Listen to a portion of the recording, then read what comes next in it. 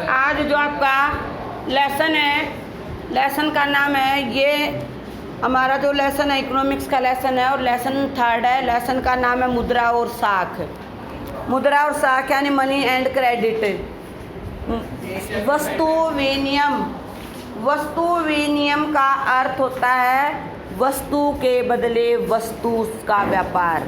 वस्तु विनियम का अर्थ है वस्तु के बदले वस्तु का व्यापार। यानी पहले समय में क्या था, पहले समय में पैसा इतना खर्च नहीं किया जाता था।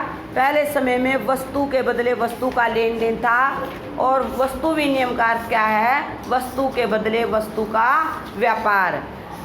मुद्रा विनियम, मुद्रा होता है जो हमारी करेंसी है, जो हमारा पैसा है। मुद्रा के जरिए वस्तुएं खरीदी और बेची जाएं, उसे मुद्रा विनियम कहते हैं। यानी पैसे के द्वारा वस्तुओं को खरीदना और बेचना, खरीदी जाएं और बेची जाएं, क्या कहलाती हैं, मुद्रा विनियम कहलाती हैं। ये बेटे वन वर्ड क्वेश्चन और 2 मार्क्स में बनते हैं। वस्तु विनियम क्या है, मुद्रा विनियम क्या है, दोनों क्लियर हो गए थे। नेक्स्ट है मांगों का दोहरा संयोग। इसका अर्थ है कि एक व्यक्ति, मांगों का दोहरा संयोग, इसका अर्थ है कि एक व्यक्ति, जो एक व्यक्ति है वो बेचने की इच्छा रखता है और जो दूसरा व्यक्ति है वो खरीदने की इच्छा रखता है। यानी मांग होगी ना, एक बेच रहा है दूसरा खरीद रहा है, तो हमने क्या बोला, मांगों का दोहरा संयोग। फिर मुद्रा क्या है, मुद्रा जो सामान्य रूप से विनियम के माध्यम, विनियम जब हम पैसा लगाते हैं, जो सामान्य रूप से विनियम के माध्यम मूल्य के माप, जो उसकी कीमत होती है, उस रेट, जो उसका रेट है, उसका टोटल धन संचय, जितना पैसा खर्च किया जाता है तथा ऋणों के भुगतान के रूप में स्वीकार की जाती है, मुद्रा कहलाती है। यानी मुद्रा वस्तुओं का मूल्य तय होता है, वस्तुएं खरीदी जाती हैं, जो कर्जे वगैरह लिए जाते हैं उनके रूप में जो तय की जाती है वो क्या होती है, मुद्रा होती है, यानी पैसा होता है। होते वैध मुद्रा, जिस मुद्रा में कोई भी व्यक्ति भुगतान में अस्वीकार न कर सके। एक कहते हैं ना, 2 टाइप का मनी होता है, एक वाइट मनी होता है, एक ब्लैक मनी होता है। जो ब्लैक मनी होता है वो 2 नंबर का होता है, वाइट मनी होता है वो 1 नंबर का होता है। तो जो वो 1 नंबर का पैसा होता है उसके लेन देन में कभी भी कोई भी हिचकिचाहट नहीं करता। जैसे हम पैसा ट्रांसफ़र करते हैं, वो ट्रांसफ़र करते हैं, वो क्या है, ट्रांसपेरेंसी है, बिल्कुल वो साफ दिखाई देता है किसने किसके पास कैसे भेजा, तो उसमें उसे कोई इनकार नहीं करेगा। और एक सपोज करो हमने कोई चीज़ कई लाख की खरीदी है, आजकल जीएसटी की वो है, अगर हम डायरेक्ट पैसा देते हैं तो वो कैसा हो रहा है, हम सरकार का कुछ पैसा चुरा रहे हैं ना, वो जीएसटी को क्लियर नहीं कर रहे। तो जो पैसा बिल्कुल सरकारी खातों से होकर और जिनका डिटेल रिकॉर्ड सरकार के पास चला जाता है वो क्या कहलाते हैं, वैध मुद्रा कहलाती है। और बैंक क्या हैं, बैंक वो संस्थाएं होती हैं जो लाभ प्राप्त करने के उद्देश्य से पैसे या धन को जमा करती हैं। बैंक क्या होते हैं, बैंक वो संस्थाएं होती हैं जो लाभ प्राप्त करने के लिए या लाभ प्राप्त करने के उद्देश्य से धन को या पैसे को जमा स्वीकार करती हैं, जिनका भुगतान किसके द्वारा किया जाता है, चेक के द्वारा किया जाता है। किसके द्वारा भुगतान किया जाता है, चेक के द्वारा। तथा जो लोगों को ऋण और अग्रिम देती है और बाद में उसी धन को लोगों को किसके रूप में दे दिया जाता है। कोई मान लो लोन लेना चाह रहा है, कोई बैंक से ऋण लेना चाह रहा है, तो बैंक वही राशि ऋण के रूप में देगी जो उसके पास जमा राशि है। और जमा राशि किसकी है, जमा राशि जनता की है, पब्लिक की है, लेकिन उसको क्या है, उसको रोटेट करते रहते हैं, उस पर हमें ब्याज मिलता रहता है और जिसको ऋण के रूप में दिया जाता है बैंक उसे ब्याज लेता रहता है। नेक्स्ट है मांग जमा, ऐसी जमा जिसे जब चाहे चेक के द्वारा निकलवाया जा सके, मांग जमा कहलाती है। यानी ऐसी पूंजी जिसको जब चाहा तब मांग के द्वारा निकाला जा सकता है, जो कि मांग जमा कहलाती है। चेक क्या है?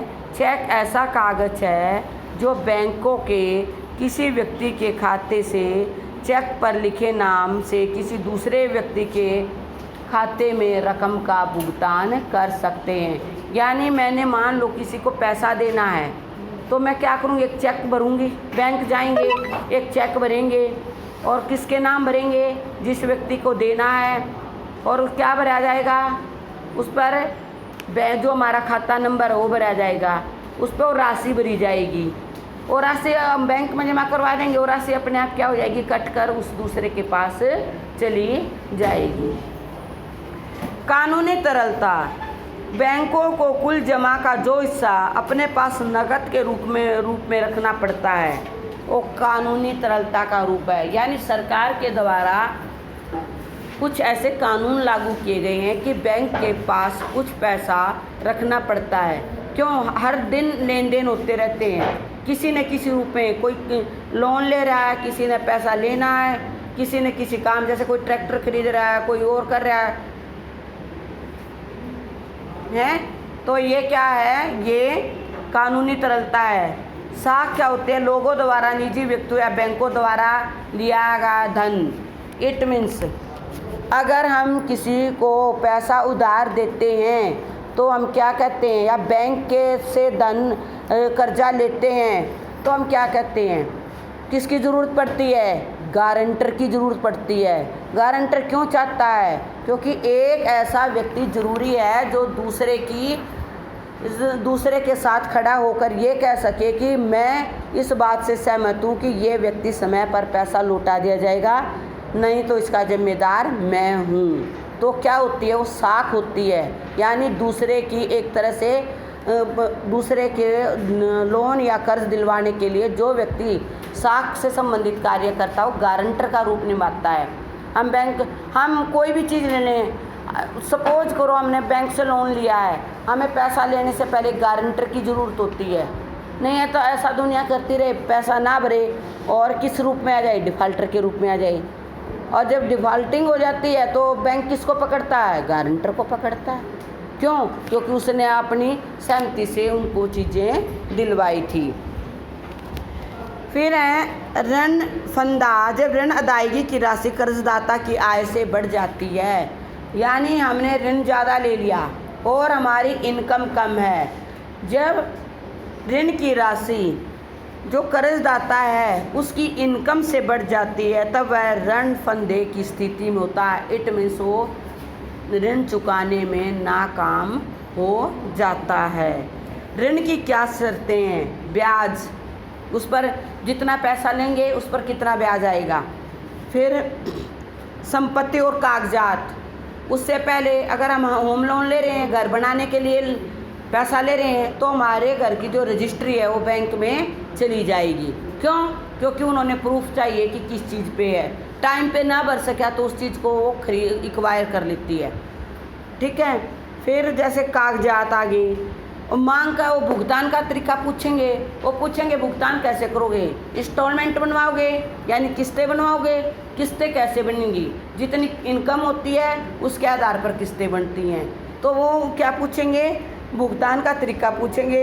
इन सब को मिलाकर ऋण की शर्तें कहा जाता है। ऋण की शर्तें कौन कौन सी होती हैं? ऋण की शर्तें जो होती हैं, ब्याज दर होती है, संपत्ति और कागजात की मांग होती है, भुगतान के तरीके होते हैं। इन सब को मिलाकर क्या बनाया जाता है? ऋण की शर्तें कहा जाता है। बस आज मैं इतना ही लेसन करवाऊंगी। ओके।